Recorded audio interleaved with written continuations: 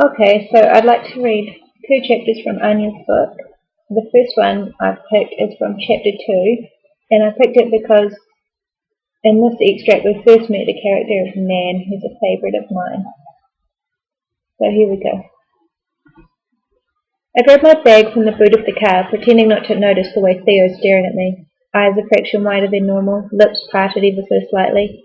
So, I thought your grandparents were country people, he says abruptly, silencing me before I can speak. They are. He sticks his arm out, and my eyes go to the house on our left, big and extravagant and a little out of place. Acres and acres of grass surround the tan-coloured building, stretching out like an endless sea of green. And I get it, his confusion. It's the reason I've never brought any of my other friends here. I clear my throat, eyes returning to him as I say, So, maybe they're just rich old geezers who happen to live in the country. Oh, really? Never would have guessed, he says, with a roll of his green eyes. He adjusts the strap of his bag, making it sit a little more comfortably. Well, I hope they at least have a hidden room somewhere. If your house is that big, you have to have a hidden room. I grin at him in an instant. Well, as it were, I say, moving for the large double doors without him. No way, he says, feet shifting the gravel as he hurries after me. That's awesome. We're barely through the front door when Nan is suddenly on me, arms tight around my neck as she kisses my right cheek repeatedly. Nan, I complain, trying to turn away from her. You're suffocating me. Drama queen, she says, pulling back, her hand standing on my shoulders as she smiles at me. I happily take in her blue eyes and pale skin and unruly red hair, frizzy like an out-of-control mane, and my mouth curls to match hers. Her soft hands move to cup my cheek. Oh, I've missed you, Braxy. Missed you too, Nan, I say, nose crinkling up when she leans in to kiss my forehead. She takes a small step back, releasing me completely, and her eyes go to my right, landing on Theo. And who might this be then, she says, her smile growing a little more. I turn to look at Theo too, say, This is my friend Theo. We were in the same class last year. We'll probably be in the same class this year too, actually. Nice to meet you, Theo, she says, stepping forward to embrace him. His cheeks pink in an instant and I barely hold back a snigger. You too, he replies, wide eyes on me. When Nan releases him, eyes returning to me, I say, Theo likes to read, more than me even. I thought he'd like your library. Oh, she says excitedly, grinning like the madwoman she is as she claps her hands together. Readers are always welcome here. She gets Theo's pillow and bag off him, shoving them into my hold before she snatches his left hand. This way, she says, as she practically drags him down a long hall on our left. I laugh loudly when the pair are gone, climbing the wide curving staircase that leads to the upstairs bedroom so I can put our things in my room.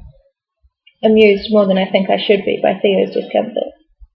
When I step into the library on the east side of the house, a feeling of relief settles over me. Something content and pleasant that only really happens when I'm here, in this large room, my home.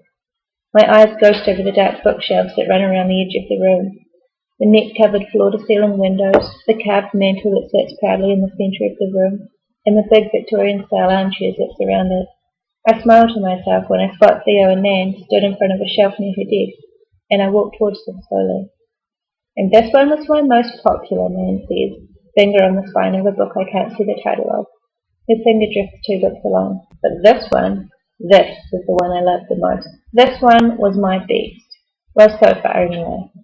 That's amazing, Theo says, and I can hear the awe.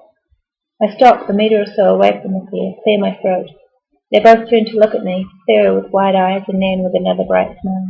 Showing off, Nan? I say with a smirk. Braxton, Theo says before Nan can answer, seriousness in his tone. You never told me your grandmother is a writer. Well, I guess it slipped my mind, I lie with a shrug.